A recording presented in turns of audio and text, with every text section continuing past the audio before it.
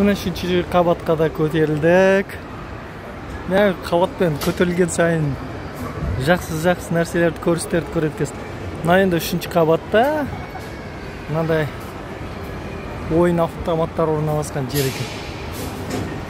Мына жерде жаңағы не мына жерде көрінеді екен.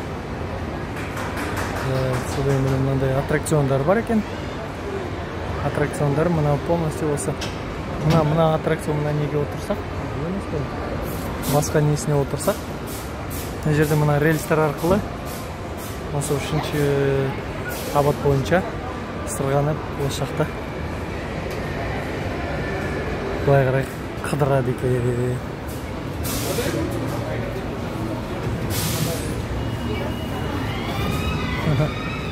Негізі мынандай халықтардың орнына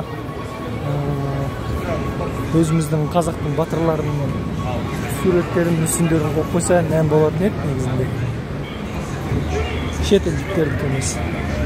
Мына жақта шетелді әлбетте аттракциондар бар. Кішкентай балаларға арналған, ересек балаларға, үлкендерге арналған аттракциондар бар екен. Қандай жақсы керемет.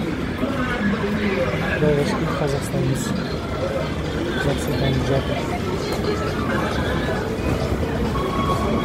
Мына жақта толығымен бір бөлмесі, бөлмеміз зал десек те болады, залда кәдімгі ойнайтын жерлер бар екен.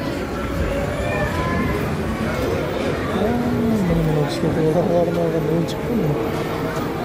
Қандай жақсы сақтайды.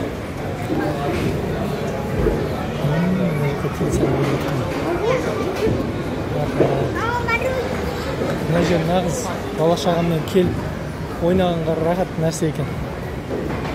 Бала шағаммен келіп қыдырып ойнап кеткенге арналған жер екен. Қазір ар жақта ғана